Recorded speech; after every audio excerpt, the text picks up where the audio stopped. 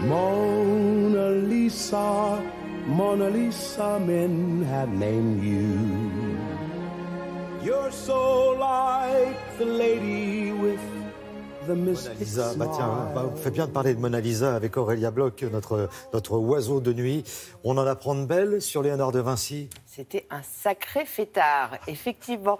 Et on le connaît pour son talent de peintre, de sculpteur. Il adorait s'intéresser à la flore, à la faune. C'était il avait plein de talents. Un créateur, un inventeur, un génie. Mais en même temps, c'était aussi un roi de la fête parce qu'on lui a demandé, en tout cas, François Ier lui a demandé d'organiser les plus belles fêtes du royaume et c'est ce qu'il a fait avec talent. Et c'est au Clos Lucé. Vous savez, il a séjourné au Clos Lucé les dernières années de sa vie, juste à côté du château d'Ambroise, en Touraine. Et c'est au Clos Lucé qu'il organisa les plus belles fêtes pour François Ier, des fêtes incroyables. Et c'est là où nous allons passer une soirée aux côtés de Léonard de Vinci, parce qu'au Clos Lucé est organisé le 4 août et le 11 août prochain des soirées telles que l'organisait Léonard de Vinci à l'époque. Nous avons assisté aux répétitions. Ça commence par un dîner médiéval, après un spectacle inédit qui raconte les coulisses de ces fêtes, et puis ça se termine avec un bal Renaissance. Nous avions assisté donc à ces préparations. Je vous laisse découvrir ces soirées inoubliables avec Léonard de Vinci.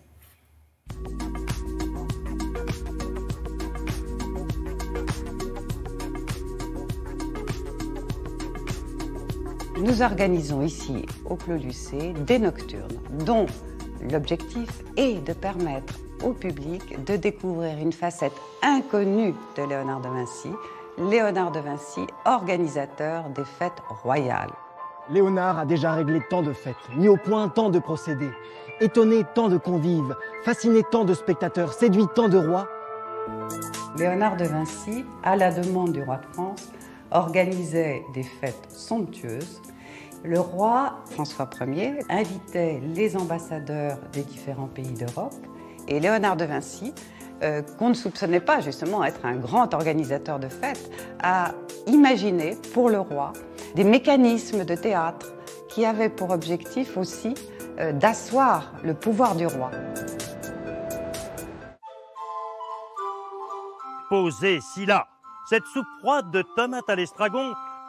Le public est invité dans un premier temps à se restaurer et à découvrir des mets Renaissance. Il y a les soupes de courge, la courge qu'on rapporte des Amériques nouvelles, et les petites fouets que tous connaissons qui prennent naissance au Moyen-Âge et grandissent à la Renaissance, des petits pains dans lesquels on va mettre la rillette, dans lesquels l'on mettra toutes formes et sortes de préparations, froides ou chaudes, sucrées ou salées. Laissez-moi jouer le lion plutôt.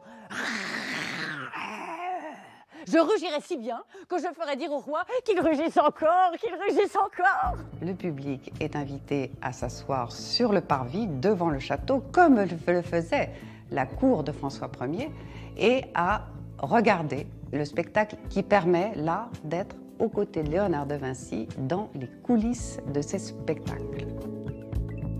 Mon lion automate est beaucoup plus fascinant sans un être humain pour l'actionner. Il est lion. Au moment de la tombée de la nuit, on rentre dans l'intimité de Léonard de Vinci, de sa pensée. On va être dans un cadre plus onirique. Il bouge seul.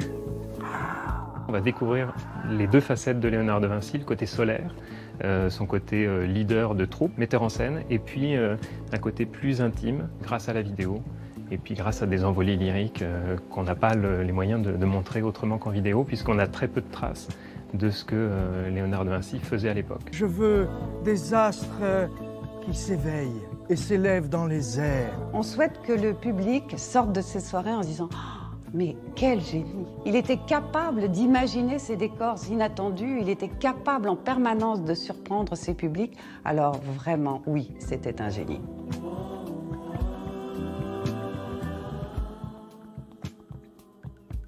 Voilà, c'est au château du Clos Lucé. Prochaine représentation. 2 soirées, le 4 et le 11 août prochain, pour vivre une nuit inoubliable. On vous en dira un petit peu plus tout à l'heure avec Aurélia.